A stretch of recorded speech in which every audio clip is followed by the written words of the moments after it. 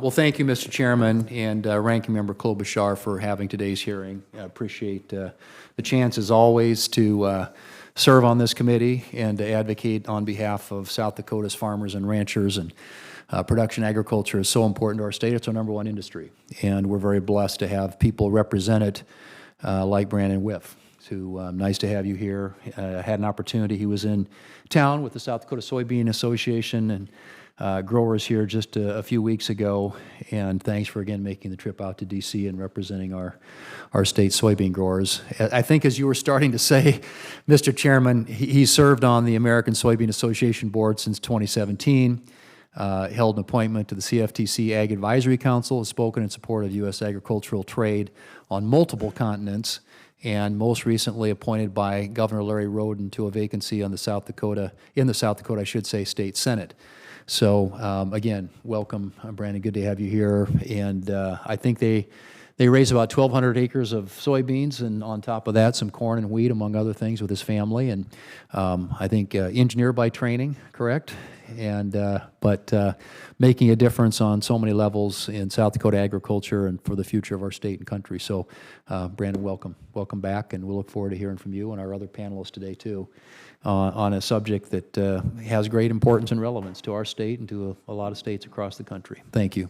I think we all recognize the importance of promoting U.S. agriculture on the world stage, which is why we must use every available tool to facilitate international trade to support farmers, grain processors, and exporters.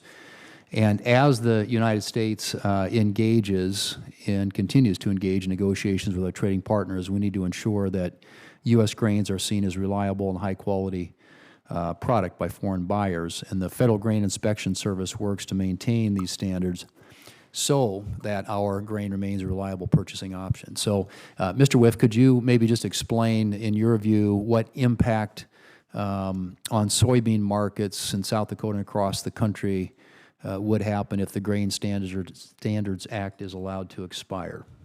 Well, customers that buy from us do so under the auspices of these rules, and if those are allowed to lapse or if the funding for them is compromised, I think it would compromise the confidence that international buyers have in what they're purchasing from us.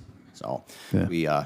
we urge a timely reauthorization. Yes. Okay, all right. Very follow-up to anybody on the panel, but by providing impartial inspections and weighing services, FGIS has created a transparent, trustworthy system. I think we all agree that. That system reduces the chances of price disparity and eliminates quality discrepancies. So how have, and I'd say this to all of you, you seen the Federal Grain Inspection Service contribute to global grain price discovery, and what would be the potential consequences for international markets if FGIS services lapsed?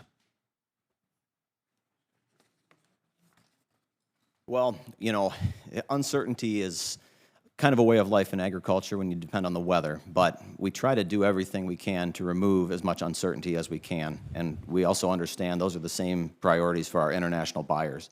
And so anytime you buy anything from a shirt to a car to a cargo of soybeans, you want to know what you're paying and what you're getting for it. And if you know both of those things, I think you have a very good relationship. And so these rules are imperative to the continuation of our good relationships abroad. Okay. Others? No. Ms. Mekish. As part of my position, I work a lot with different associations to host trade groups that are coming over from all across the globe. And part of my presentation is going over what actually is the official grain inspection and the services that we do. What we do is unlike anywhere else in the world. And after I'm done with this hour-long presentation, the sparkle in their eyes, I know that sounds crazy, but they get so excited to buy our grain, and the assurances that they are going to receive what it is that they're paying for, and they are always extremely impressed by what our system is. Perfect, thank you. Mr. Bryant. And I think, Senator, we've heard a couple times in the testimonies and in your remarks, the international buyer holds that USDA certificate as the gold standard. They want that when they buy from exporters like Cargill or other members of NGFA. And so if we lose the ability that the integrity and the guarantee of that certificate, I think it really hurts us as being recognized as that reliable supplier of quality grain. Yeah. Well, we want to be the reliable quality supplier and have people excited to buy. So Thank you, Mr. Chairman.